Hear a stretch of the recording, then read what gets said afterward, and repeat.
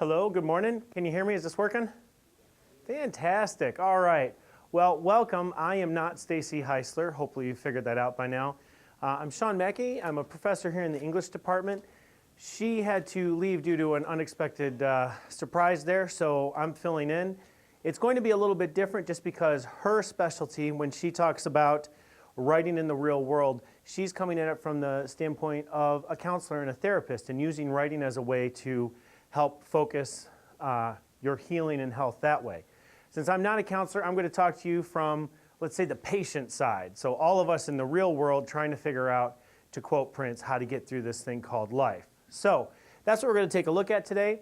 I'm going to tell you a little bit about myself, how I've used journals, and use that as a way to explore the different things that you can do with a journal, some things that you can do with a journal that can help you as you're going through a difficult time, give you some ideas and different ways to approach writing. So let's get started here. What do journals do? Well, pretty much journals can do a variety of things, and most of us are comfortable with and understand the common use of a journal to keep track of the day-to-day things you do in life. So your thoughts and feelings, what's going on in your life, what activities you've done. But journals can be so much more than that. And we're going to spend a little bit of time towards the end really focusing on that, the other things that a journal can do. So I have here, these are all my journals that I have kept since I was 14 years old. So I have kept a journal pretty diligently since then. Every one of these journals is filled with my really terrible handwriting. So I can guarantee you that on every page it's almost illegible. But this is my life, basically, all summarized in paper.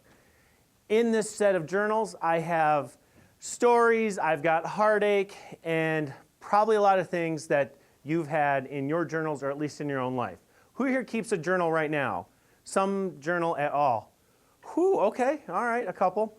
Now, does anyone keep a journal every day and is really rigorous about keeping their journal? Yeah, me neither. So it comes, I like to say, in peaks and valleys. Sometimes I'm using a journal every day, sometimes I'm not. And honestly, the older I get, the more I realize that I'm using the journal as an aid, as a help to me as I'm trying to work through difficult things. So when I was just going through all of my journals this morning, trying to figure out what I was going to talk about and what I was going to share with you, it became really clear that there was a constant theme through all of these journals. It didn't matter whether I was traveling or dealing with certain situations. A lot of the times I was dealing with some challenges in life. So as I take a look at it, starting down here, I've got a variety of things. So here's my, one of my first early journals. Sometime around 14, I'm addicted to chapstick. It can happen, I know others. So apparently this was really concerning to me that I had an addiction to chapstick. Does anyone know? Does anyone have a chapstick addiction? It's miserable, right? Your lips are always burning. Okay, so that happened. I wasn't an athlete. I wasn't a superstar. I was a band geek and a drama geek. I was a drum major in my high school band. So I didn't do anything athletic at all, and I have a body to show for it. But when I was in high school, we were very cliquish in the 80s, and you were either a jock or you weren't a jock, and I was a skate punk, had a little dog chain around my neck and combat boots and that whole thing. And so one of my journals was titled, "All Jocks Must Die." So you can obviously see I was working through a lot of teen angst in here. Now fast forward 20 plus years, and karma to this, when you write this as a teenager on your journal, is that you will have 4 kids who are all superstar athletes and play every sport known to man, and you are constantly running them from one sport to the next. And that has been my life. So karma definitely got me back with that little snarky post. Anyone ever fall in love? Anybody? Come on. Some of you, yeah, okay. Some of you have fallen in love, or at least you've seen it on TV. Journals have been a great way to dialogue and work through love, because falling in love is awesome, right? It's all rainbows and unicorns, and like even their bad breath is amazing.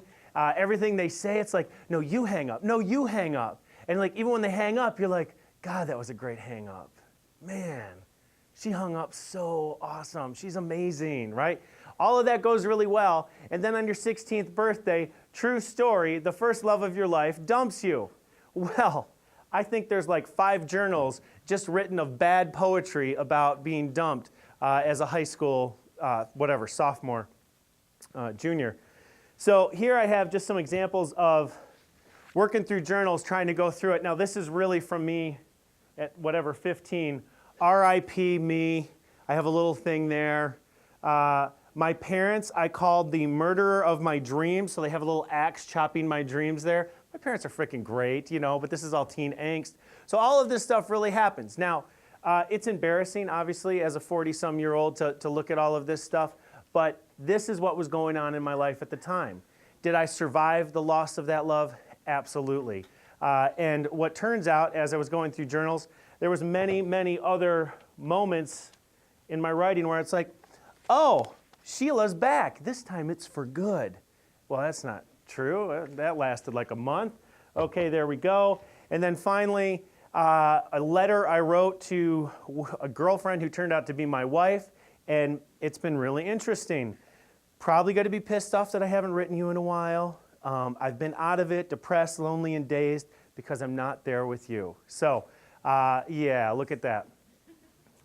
All the different things you have to think about as you're going through your life. So, when we talk about the different things that a journal can do, that day-to-day life, what's happening with you is what we most commonly see. But as we start to gather and collect our important information, events that happen in our life, travel journals, we can just see other ways that a journal can be useful. Venting your emotions, lost love, is something that I found really helpful, obviously, at a very young and tender age. And looking at different ways that we can make it better with our journal is what we're going to focus on towards the end. So your audience. I have some of my class, or my students are in here today, and some of you who I'm never going to have. I always stress 3 things whenever you're considering writing something. And it doesn't matter whether you're writing an email, a text message, your essay for a class, or even into a journal, you have to consider 3 things.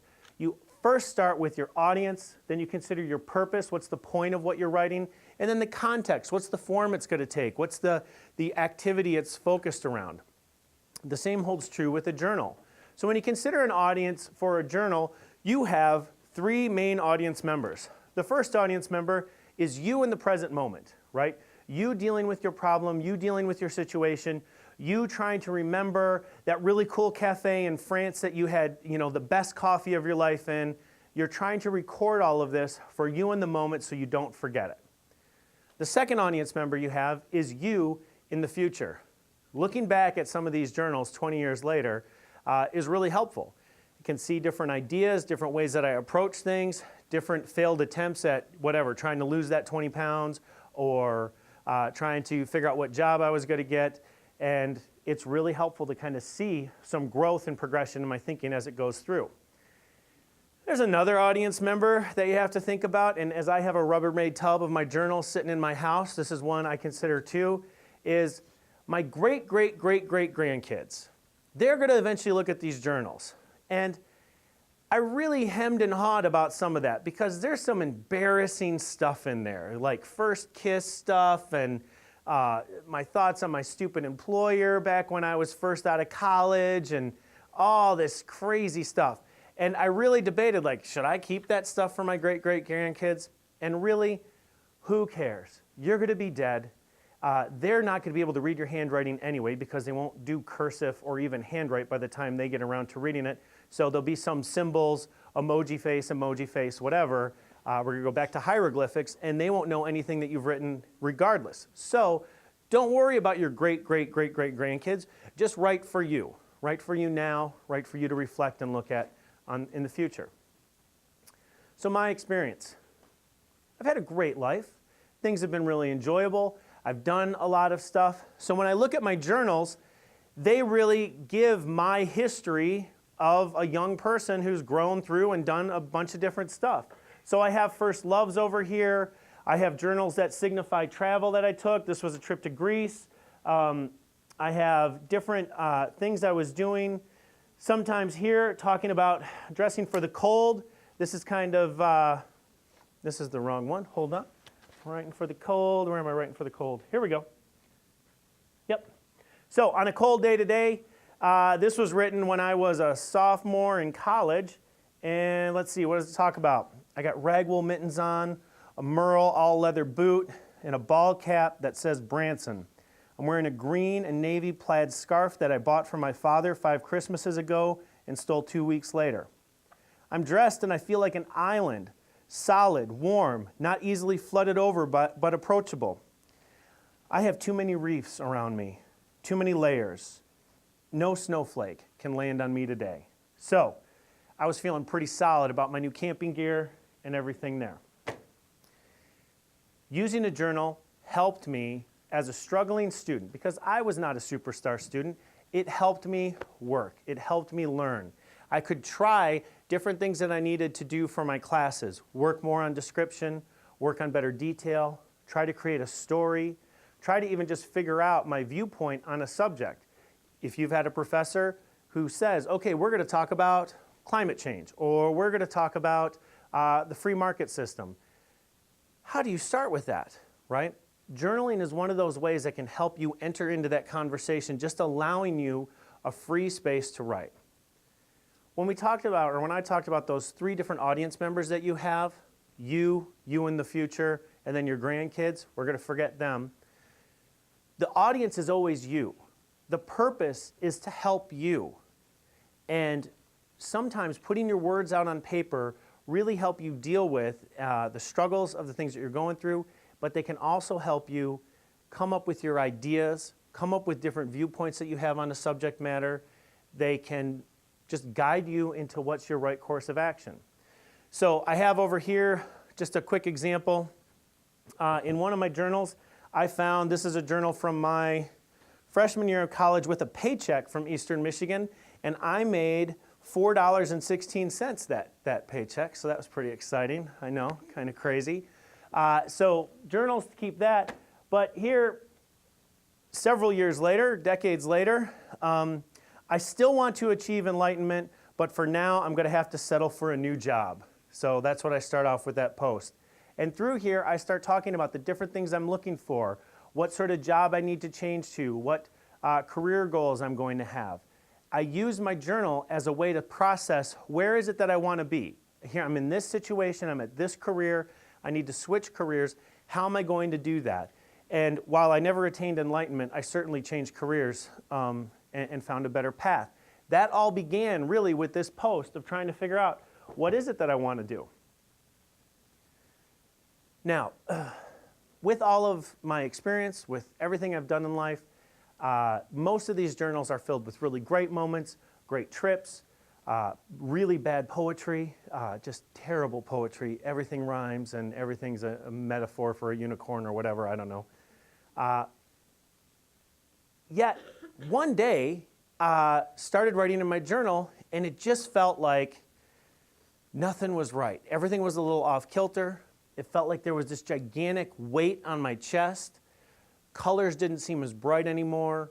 Nothing seemed to really flow. Everything was difficult and hard to do. It seemed like every thought I had took so much energy just to have a thought, even to say the words good morning. Churchill called this the black dog. Abraham Lincoln called it melancholy. Today we just call it depression. Why? Why did I have depression? No idea. It just popped up. It's one of those things that happened. So here I am having a great life, everything's moving along, and this happens. For some of you, it may be depression. For some of you, it may be cancer, the loss of a loved one or a parent, the loss of a sibling. Some trauma happens, right? We have many of you coming back from service overseas. Many of you are dealing with things that don't show up on the surface, right? Many of you are dealing with problems and issues and concerns that you feel are unique to you and that you're alone with. And so with my experience, what I found out is that journaling was a really great way for me to cope with and deal with that struggle. Now, feeling that heaviness, feeling that weight of depression was awful. It was really hard to write into a journal. I can just tell you that, where even writing a word seemed painful and taxing. As you're going through your own struggles, whatever they may be, and hopefully they don't come up, but if they do, I want to encourage you to think about your journal as another aid to help you get through it in the same way that maybe medicine or changing your diet or other things may help. So with journals, here we get to the real aspect of what a journal can do besides simply recording your history. Journals can help. Journals are a therapeutic device that have been used in the last 20 so years.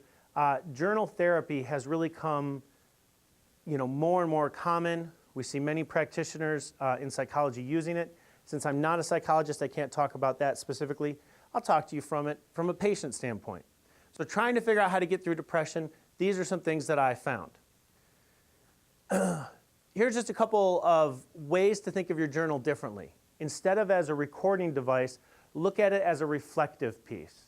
Write down what's going on that day, but then give yourself some time at the end of the week, maybe even at the end of the day, where you spend some time being reflective, where you start to think about your thoughts that went into those feelings that you wrote down on the page, where you start to analyze the actions that you did, maybe seeing some patterns that may be positive or negative, and they now give you a chance to change.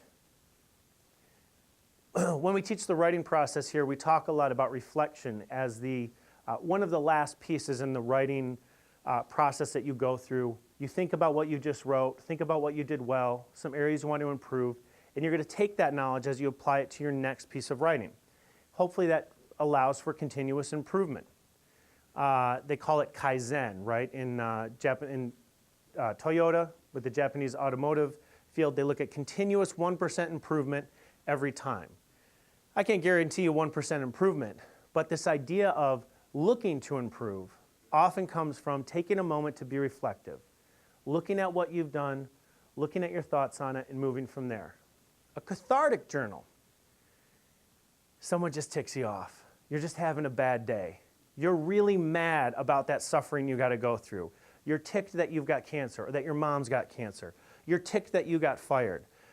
We all go through these things. I got journals that will just tell you point after point of going through those small little moments. Sometimes you just need to vent and get it out. And giving yourself time to write cathartic journal entries is really helpful. Give yourself some moments, let it all out, say every mean, nasty thing you want to about that event, that person, that situation, and remember, your audience is always you. You now, you in the future. You're never going to share it with anyone. You're never going to hit send on that tweet or that message that you're sending. This is for you to deal with your own thoughts. I had one, as I was going through this, I had huge trust issues as a young man. And so one of the things that I was suggested to me was to take my journal because I was worried that my girlfriend, now wife, would read it and she would think I'm a freak and then she would totally leave me. So my weird poetic thoughts and all my ramblings about wanting to travel and do all this sort of stuff, I was really worried about her reading. So someone suggested buy a safe, just put it in a safe, right? It's a much more adult version of those little crappy locks that you see on diaries that you give to young kids when they're small. But you have to be confident and trusting in the fact that what you write in that journal is yours and yours alone. You're never going to share it with anybody. This is for your therapy. This is for your improvement. So just remember that. Don't worry about the great-great-grandkids who are going to read it. They'll think you're either cool or crazy one way or the other, and who cares? A perspective journal. I'm going to talk a little bit about some activities you can do for a perspective journal towards the end, but really, it's about setting aside some writing activities you can do that will force you to get out of the viewpoint that you have and to see the world in a different way, to see your situation in a different way. And it's going through these steps. I'm not going to tell you that you do this 1 or 2 times and suddenly you've attained enlightenment. Trust me, that doesn't happen. But what does happen is doing it 5 times. Maybe it's 10 times. Maybe your one person needs to do it 30 times. Suddenly things start to shift. It's subtle. Sometimes you don't even realize it until you've already worked through the problem and you didn't even know you had done it. And so I'm going to give you some ideas for perspective shifting here in just a minute. So,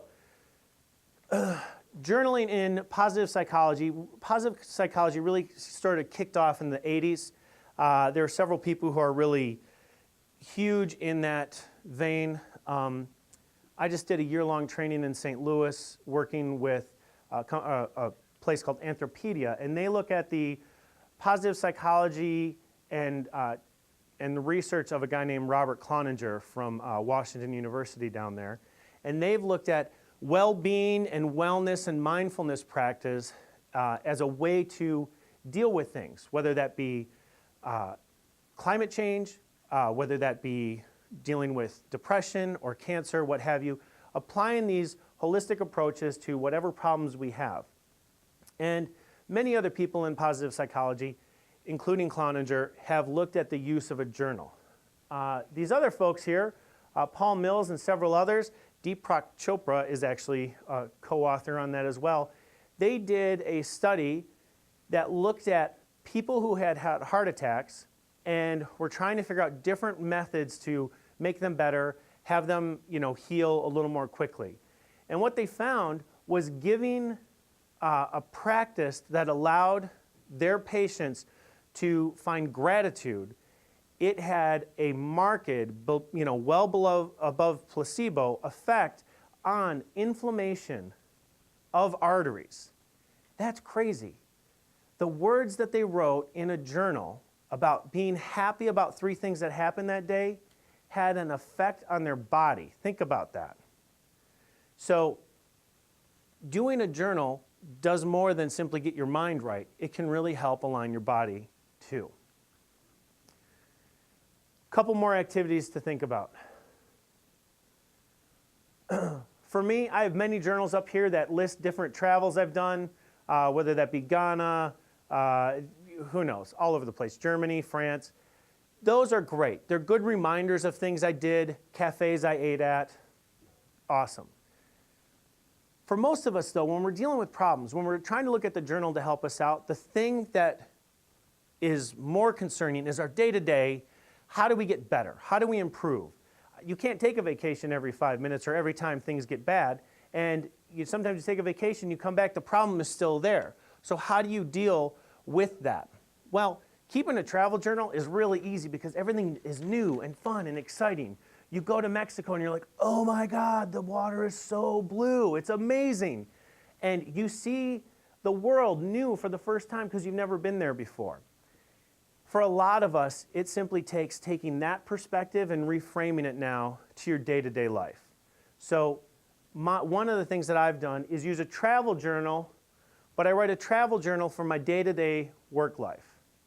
So think of this as you're writing your journal. What if you looked at coming to school every day, or going to work, or hanging out with your family, or for me, going to many basketball and soccer games for my kids? What if I approach all of those events in the same way that I approach getting on the train in Amsterdam, or trying to find entrance to the museum, or figuring out where to change money, or how to do laundry in a sink in some dive motel somewhere across the planet? All of those are really cool, unique, different adventures. They're also pretty mundane. Many people in Amsterdam get on the train every day. They don't think anything of it. But when I did it for the first time, it was amazing and new and different. Shifting your perspective. Try doing that for your day-to-day life here. What if, as you get on the Silver Line to come into school, you look at it and approach it as if you're just getting on this bus for the first time? Approach having that meal at a local cafe or getting coffee with someone as if you're in this new place. How do things smell? What do you get as you look at this location? What does it tell you about the culture and the people around you? Try to use a travel journal as an opportunity for looking at your day-to-day life, and again, that can help shift your perspective. Gratitude journal, this is one that's pretty common. There's several YouTube videos on gratitude journals, so you can go and find a ton more information on these. Nothing new here, but because it's really common doesn't mean it's not helpful. These things are amazing. And a gratitude journal is simple. Things that you're grateful for. 3 things that you're happy about, thankful for. And sometimes those 3 things can be simply, I wasn't late to class, or I'm grateful that there was a seat on the bus, or I'm grateful for the fact that I didn't get in a fight with my boyfriend or girlfriend. It doesn't matter. You just have to force yourself to be thankful and grateful for 3 things every day. This is one of those practices that, admittedly, when I started doing it, I was like, this is bull crap. This isn't going to work. There's no way this is going to work. Something happens around day 30. You're like, God, I'm pretty happy. things are pretty good. All right. That weight lifts off the chest. The black dog goes away a little bit, and suddenly you got a few more unicorns in your life. It's awesome.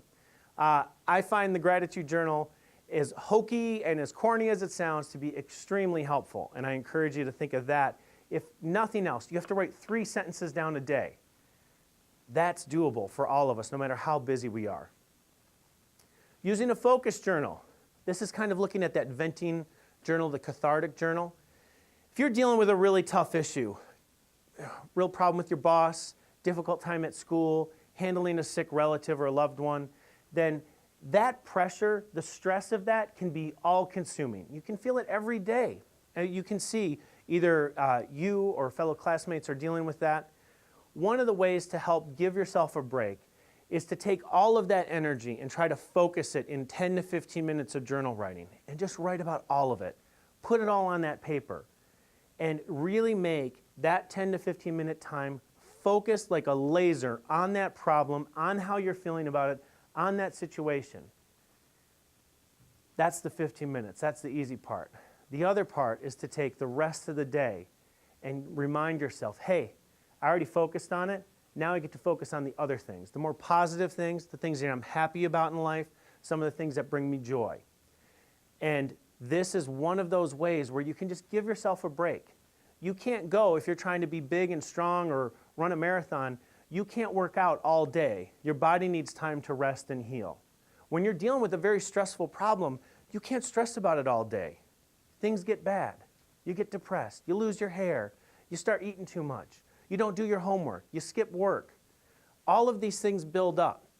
Give it the time it needs, and then give yourself the blessing to just move on from it a bit. And then see a therapist. I'm not a therapist. I can't help you with all of that. These are just things I found that help me as someone who's gone through life in the same way you are. So if some things are way insurmountable and you don't know where to start with a journal and talk to people who really can help you do this. Okay. Oops. Questions? Ideas?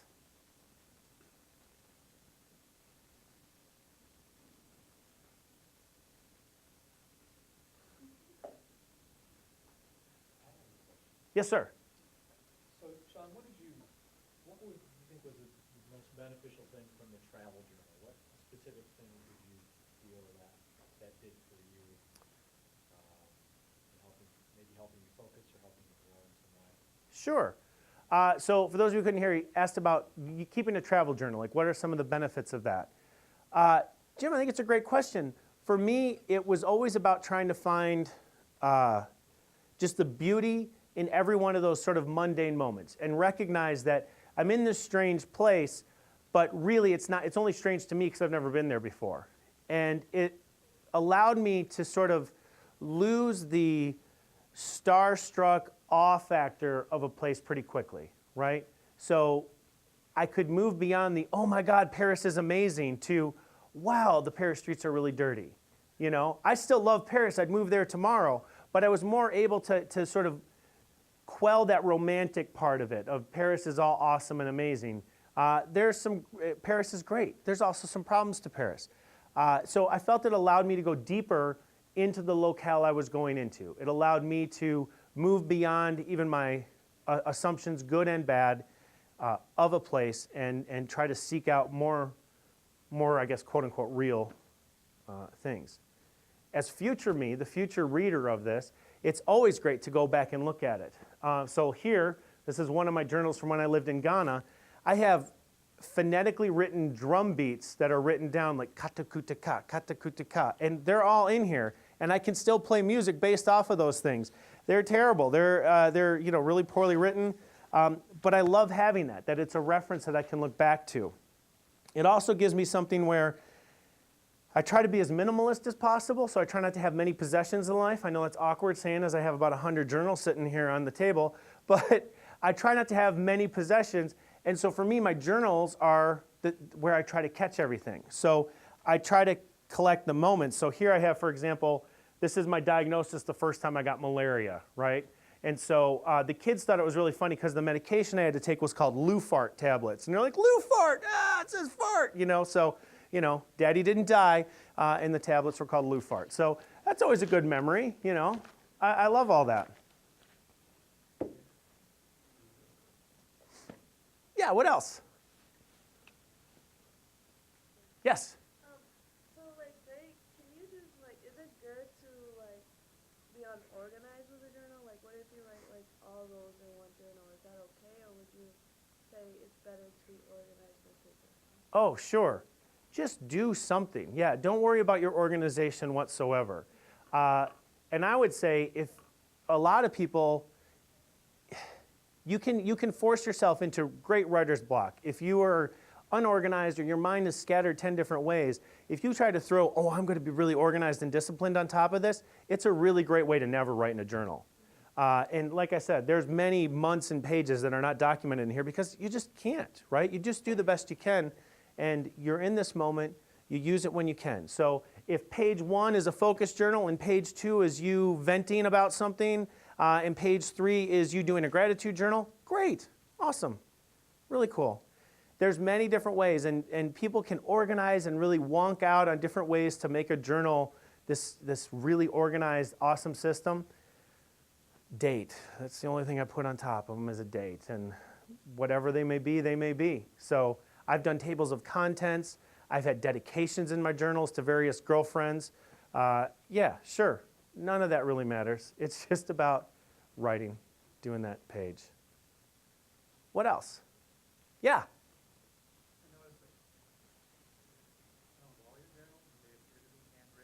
Yes. Yes. I do have a great I definitely have an opinion on that. All my journals are handwritten. There's been a ton of research that looks at the idea of using your hand, the motor skills that are required to write something in cursive and in print actually helps with it causes your brain to use more of it, or to connect your physical motor skills to your mental capabilities, and it allows you to access different parts of your brain so you can have a more synthesized expression of your thought onto it.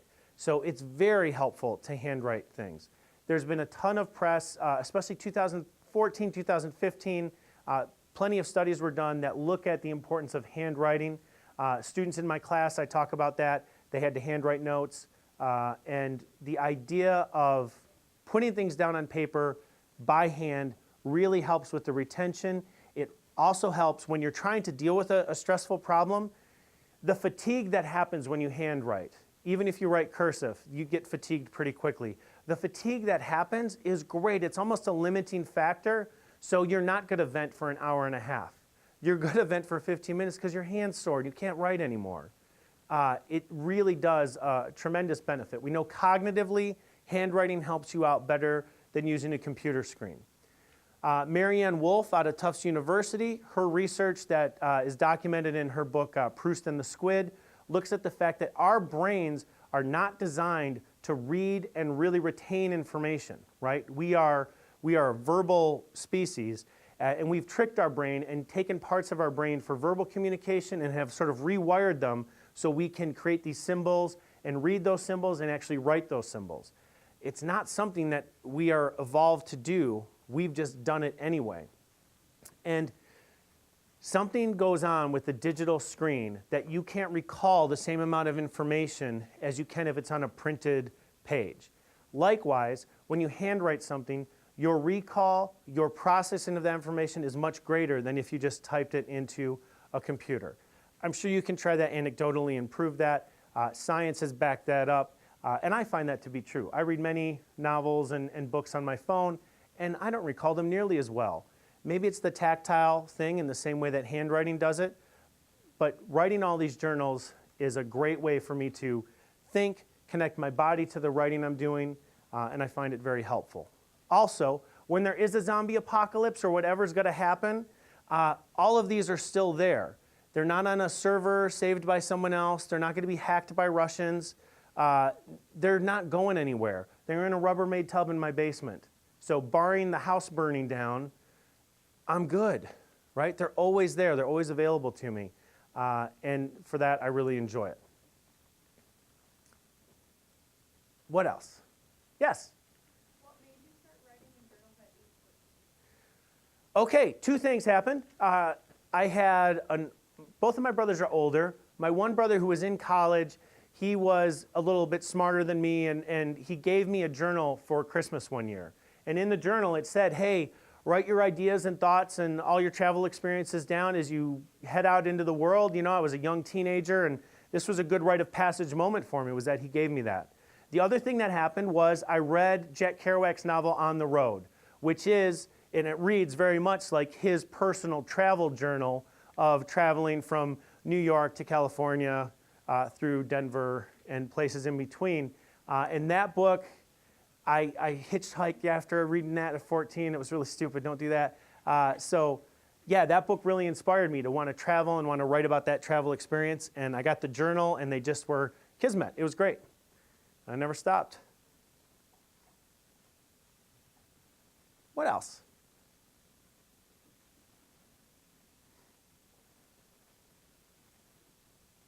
Does anyone know who Jack Kerouac is? Oh, people? Okay. Jack Kerouac was an American novelist. The most famous book is On the Road. He wrote it in 1955.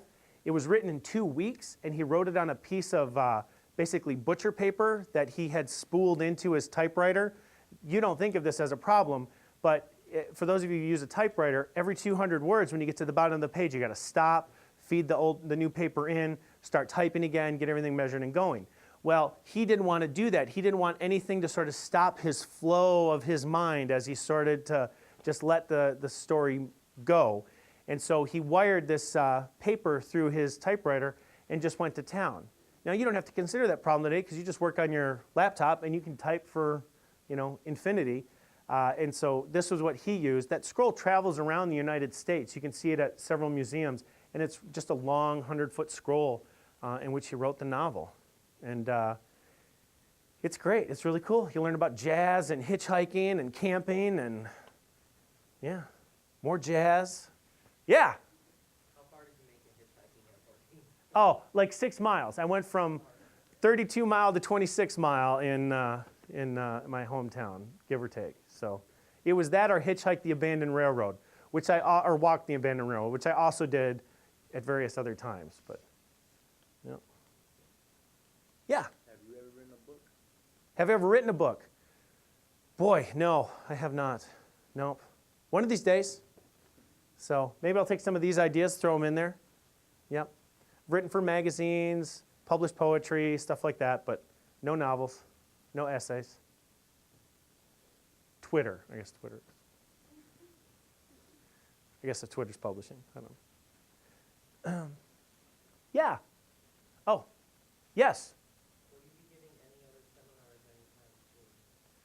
I don't think so. I wasn't even supposed to give one today. So just my class, IRW 99.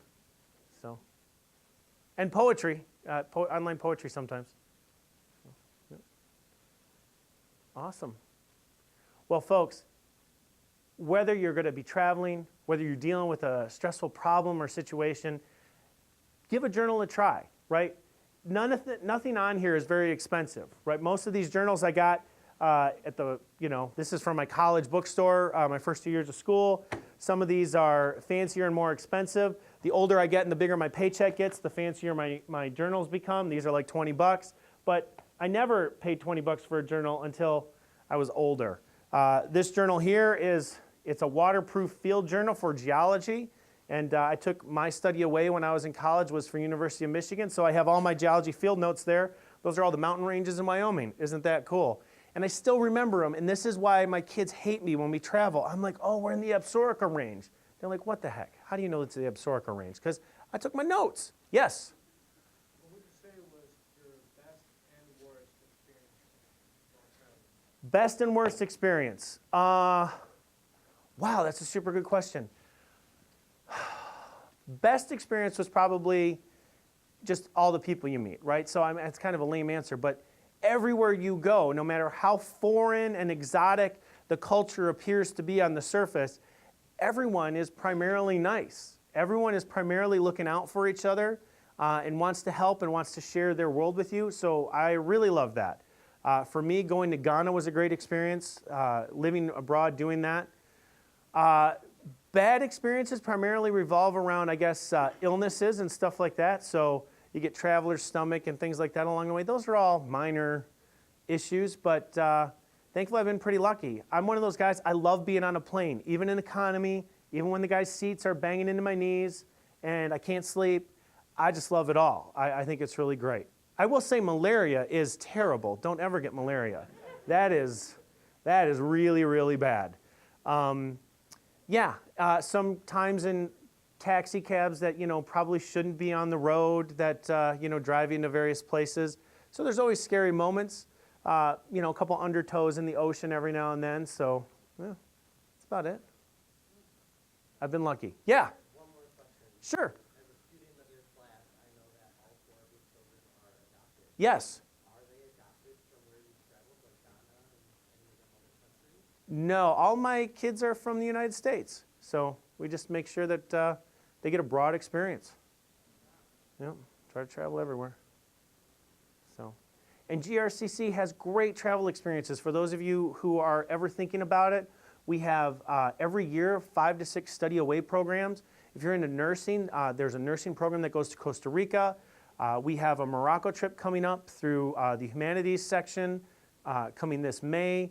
There's a Greece trip, so you can go see Greece and the Parthenon and all these amazing things in Olympia. You can go to, where else am I missing? Oh, Italy, the Culinary Institute goes to Italy. That one's booked. There's so many chefs who are going to that, but what a cool experience where you can go and work on and how to make that food in Italy so you can come and be a chef that can make it. So GRCC offers many options for you. Most of those trips are about 2 weeks in length. So usually you can get a couple weeks off of work. You can't take a whole month, but you can have great study away experiences here at GRCC. And then when you get to your 4-year institution, everybody has a study away experience. When I was young, I went to, like I said, out to Wyoming, and I did my travel on my own as I got a paycheck. So make use of that sort of stuff. It's really vital. We don't drive a fancy car in my house, but we try to make sure the kids get to see a bunch of stuff, and hopefully that's a good experience. Any last questions? Well, folks, thank you so much for your time today. Really appreciate it. If you ever want to talk about journaling, come and let me know. Just start writing. Grab that notebook you have today. Put down a few things you're grateful for. Thank you very much. I'm Sean Mackey.